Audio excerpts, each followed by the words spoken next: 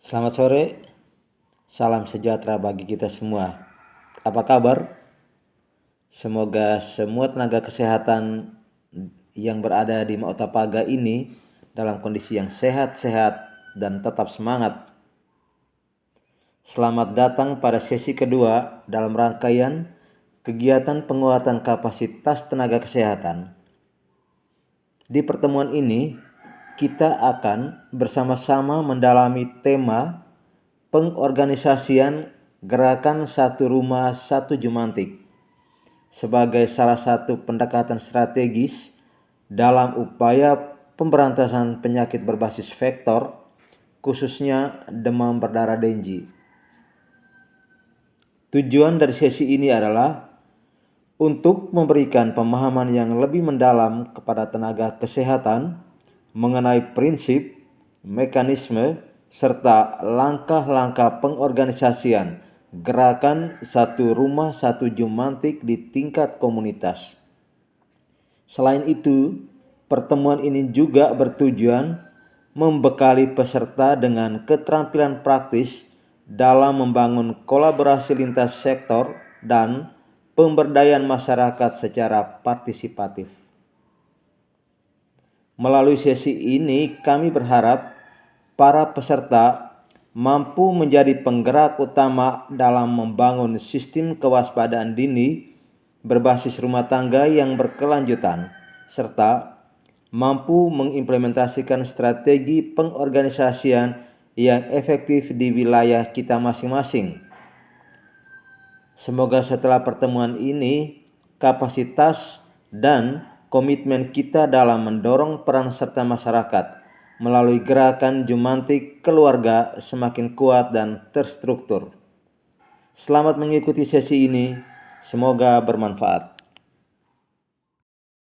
Tenaga kesehatan yang saya hormati, sebelum kita masuk lebih dalam terkait tentang pengorganisasian gerakan satu rumah satu jumantik, saya mengajak kita sekalian untuk terlebih dahulu memahami beberapa definisi yang nanti akan membantu kita di dalam berbicara tentang struktur organisasi gerakan satu rumah satu jumantik. Yang pertama, definisi tentang jumantik. Juru pemantau jentik atau disingkat menjadi jumantik adalah orang yang melakukan pemeriksaan, pemantauan, dan pemberantasan jentik nyamuk, khususnya Aedes aegypti dan Aedes albopictus.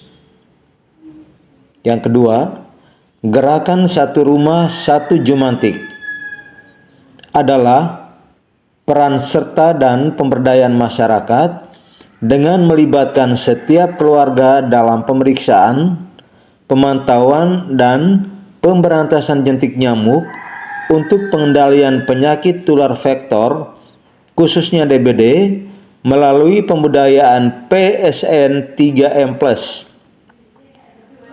Jumantik rumah adalah kepala keluarga atau anggota keluarga atau penghuni dalam satu rumah yang disepakati untuk melaksanakan kegiatan pemantauan jentik di rumahnya. Kepala keluarga sebagai penanggung jawab jumantik rumah. Jumantik lingkungan adalah satu atau lebih petugas yang ditunjuk oleh pengelola tempat-tempat umum atau tempat-tempat institusi untuk melaksanakan pemantauan jentik kalau tempat-tempat institusi seperti di perkantoran, di sekolah dan rumah sakit, di puskesmas, dan di tempat-tempat institusi lainnya. Tempat-tempat umum seperti pasar, terminal, pelabuhan, bandara, stasiun kereta api, tempat ibadah, juga tempat pemakaman dan tempat-tempat wisata lainnya. Koordinator jumantik adalah satu atau lebih jumantik atau kader yang ditunjuk oleh ketua RT, untuk melakukan pemantauan dan pembinaan pelaksanaan jumantik rumah dan jumantik lingkungan atau cross check. Supervisor jumantik adalah satu atau lebih dari Pokja, DBD, atau orang yang ditunjuk oleh ketua RW atau kepala desa atau lurah untuk melakukan pengelolaan data dan pemantauan pelaksanaan jumantik di lingkungan RT. Ibu tenaga kesehatan yang saya hormati, setelah kita membicarakan tentang beberapa definisi pada slide-slide terdahulu, selanjutnya kita masuk ke pokok daripada sesi pertemuan kita di sore hari ini, yaitu terkait dengan struktur organisasi Gerakan Satu Rumah Satu Jumantik. Pada slide, Bapak Ibu dapat melihat bahwa pembentukan kader jumantik dalam kegiatan Gerakan Satu Rumah Satu Jumantik yang berasal dari masyarakat terdiri dari jumantik rumah dan atau jumantik lingkungan. Lalu kemudian ada koordinator jumantik dan ada supervisor jumantik. Pada slide dapat dilihat dengan jelas tentang struktur organisasinya, di mana pembentukan dan pengawasan kinerja jumantik menjadi tanggung jawab sepenuhnya oleh pemerintah kabupaten atau kota. Yang dapat kita lihat bersama gambar ilustrasi dari struktur kerja Gerakan Satu Rumah Satu Jumantik. Jadi pada level yang paling bawah adalah di situ terdapat jumantik rumah atau jumantik lingkungan. Jadi ada beberapa orang yang ditunjuk sebagai jumantik rumah dan jumantik lingkungan. Nah, pekerjaan jumantik rumah dan jumantik lingkungan ini dikoordinir oleh koordinator yang ada di setiap RT. Jadi di setiap RT itu wajib ada koordinatornya. Pekerjaan koordinator-koordinator ini akan dipertanggungjawabkan ke seorang supervisor. Nah, supervisor itu bisa berada di tingkat RW atau tingkat desa dan atau tingkat kelurahan. Jadi ilustrasinya seperti ini. Dapat teman-teman lihat pada slide. Selanjutnya, saya akan coba menjelaskan terkait dengan tata kerja atau koordinasi jumantik di lapangan. Yang pertama, tata kerja jumantik mengacu pada petunjuk pelaksanaan dan petunjuk teknis pemberantasan sarang nyamuk penular DBD dan ketentuan-ketentuan lain yang berlaku di wilayah setempat. Yang kedua, koordinator dan supervisor jumantik dapat berperan dalam kegiatan pencegahan dan pengendalian penyakit lainnya sesuai dengan kebutuhan dan prioritas masalah atau penyakit yang ada di wilayah kerjanya. Bagaimana tata cara pemilihan koordinator dan atau supervisor jumantik? Yang pertama, kita membahas tentang bagaimana pemilihan koordinator jumantik. Koordinator jumantik direkrut dari masyarakat berdasarkan usulan atau musyawarah RT setempat dengan memenuhi beberapa kriteria sebagai berikut. Berasal dari warga RT setempat. Yang kedua, mampu dan mau melaksanakan tugas dan bertanggung jawab. Yang ketiga, mampu dan mau menjadi motivator bagi masyarakat di lingkungan tempat tinggalnya.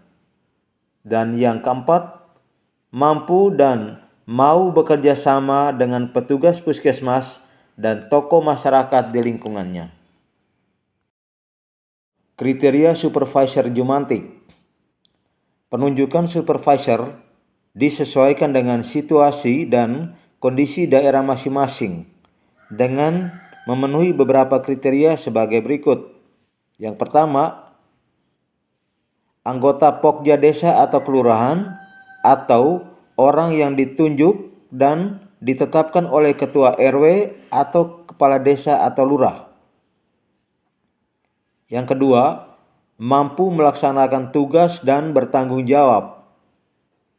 Yang ketiga, mampu menjadi motivator bagi masyarakat dan koordinator jumantik yang menjadi binaannya. Yang keempat, mampu bekerja sama dengan petugas puskesmas, koordinator jumantik, dan tokoh masyarakat setempat. Karena tata cara perekrutan, bahwa perekrutan koordinator dan penunjukan supervisor jumantik dilaksanakan sesuai dengan tata cara yang telah diatur oleh masing-masing pemerintah kabupaten kota dan ditetapkan melalui sebuah surat keputusan. Ibu sekalian yang saya hormati, selanjutnya kita akan membahas tentang tugas dan tanggung jawab dari setiap komponen yang sudah disampaikan pada slide sebelumnya. Yang pertama, kita membahas tentang tugas dan tanggung jawab jumantik rumah. Seorang jumantik rumah memiliki tugas untuk melakukan sosialisasi tentang PSN 3M+ kepada seluruh anggota keluarga dan atau penghuni rumah. Nah, materi PSN 3M+ ini sudah kita sampaikan di materi pada sesi 1. Yang kedua, memeriksa dan atau memantau tempat perindukan nyamuk di dalam dan di luar rumah seminggu sekali. Yang ketiga, menggerakkan anggota keluarga atau penghuni rumah untuk melakukan PSN 3M+ seminggu sekali. Yang keempat, hasil pemantauan jentik dan pelaksanaan PSN 3M+ dicatat pada kartu jentik. Nanti pada slide berikut saya akan menyampaikan bagaimana bentuk dari sebuah kartu jentik itu. Yang berikut, tugas dan tanggung jawab jumantik lingkungan. Yang pertama, mensosialisasikan PSN 3M+ di lingkungan, tempat-tempat institusi dan tempat-tempat umum. Yang kedua, memeriksa tempat perindukan nyamuk dan melaksanakan PSN 3M+ di lingkungan tempat-tempat institusi dan tempat-tempat umum seminggu sekali. Dan yang ketiga, hasil pemantauan jentik dan pelaksanaan PSN 3M+ dicatat pada kartu jentik. Selanjutnya, tugas dan tanggung jawab seorang koordinator jumantik. Sebagai seorang koordinator jumantik, memiliki beberapa tugas dan tanggung jawab. Yang pertama, melakukan sosialisasi PSN 3M+ secara kelompok kepada masyarakat. Satu koordinator jumantik bertanggung jawab membina 20 hingga 25 orang jumantik rumah atau lingkungan. Yang kedua, menggerakkan masyarakat untuk melaksanakan PSN 3M+ di lingkungan tempat tinggalnya. Yang ketiga, membuat rencana atau jadwal kunjungan ke seluruh bangunan, baik rumah maupun tempat-tempat umum atau tempat-tempat institusi di wilayah kerjanya.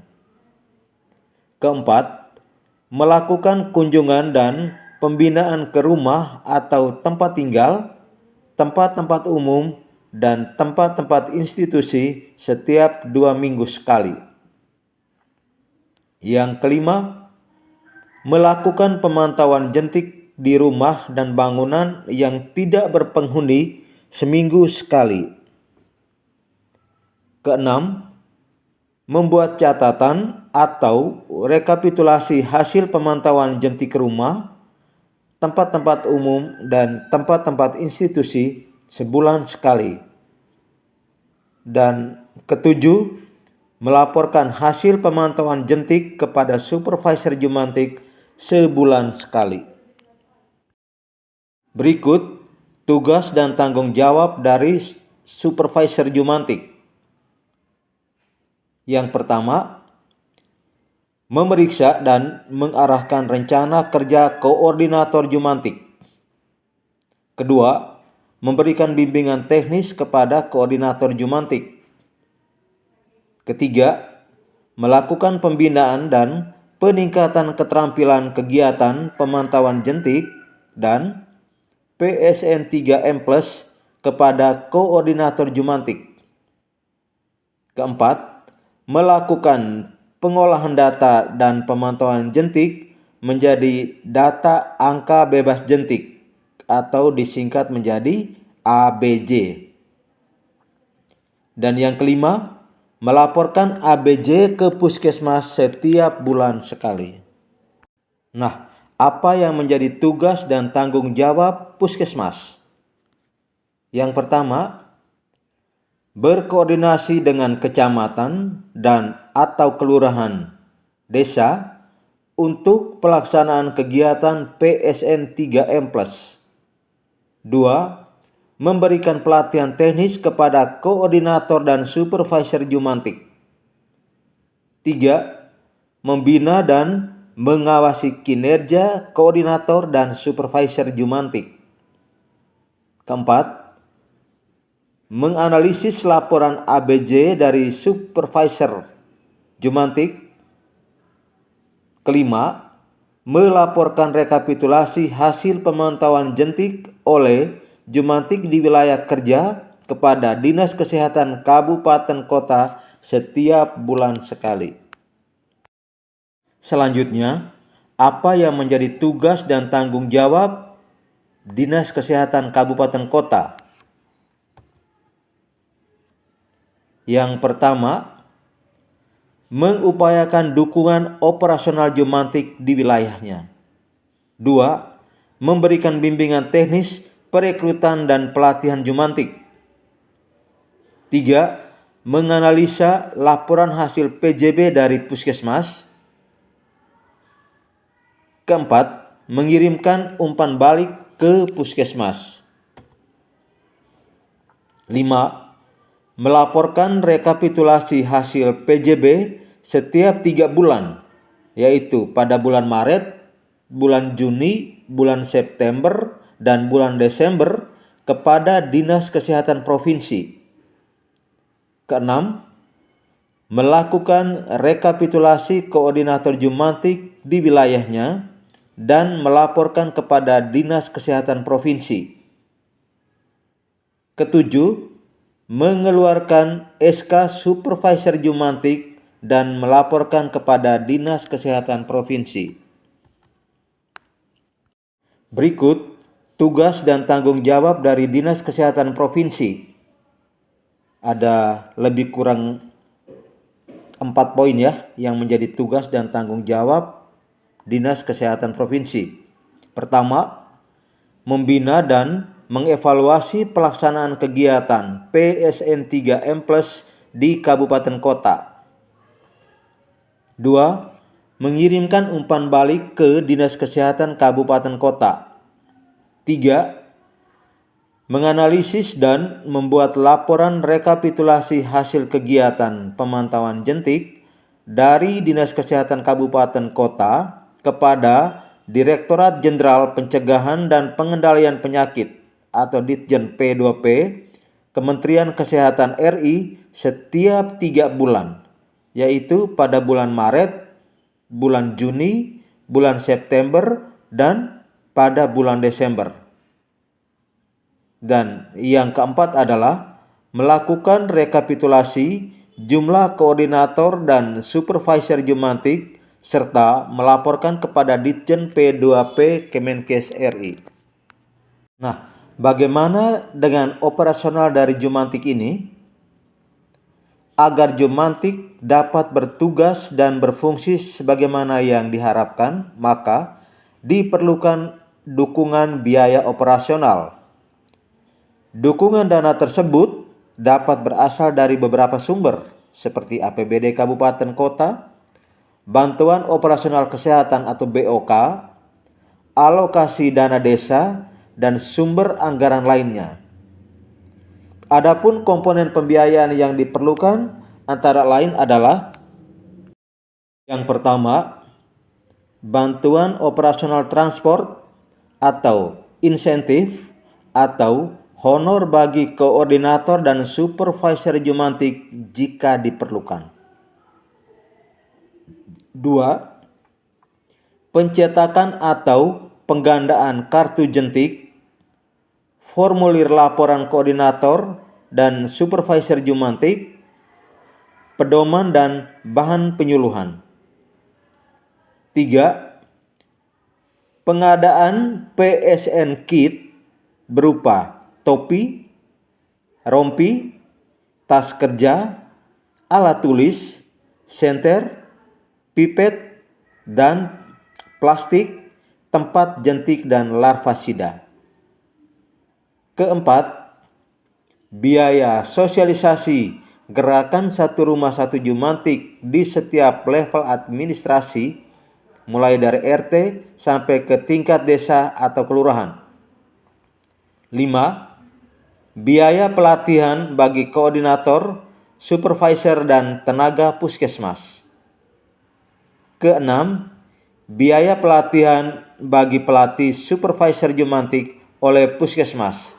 Dan biaya operasional yang terakhir adalah untuk biaya monitoring dan evaluasi.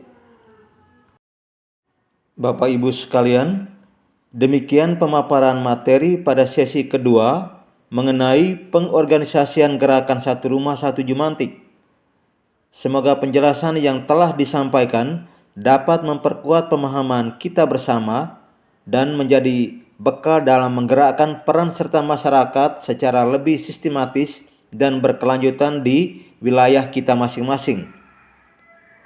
Untuk memperdalam materi dan saling berbagi pengalaman, kami membuka ruang diskusi. Silakan jika ada pertanyaan, tanggapan, atau pengalaman lapangan yang ingin disampaikan agar pertemuan ini semakin bermakna dan kontekstual. Saya silakan.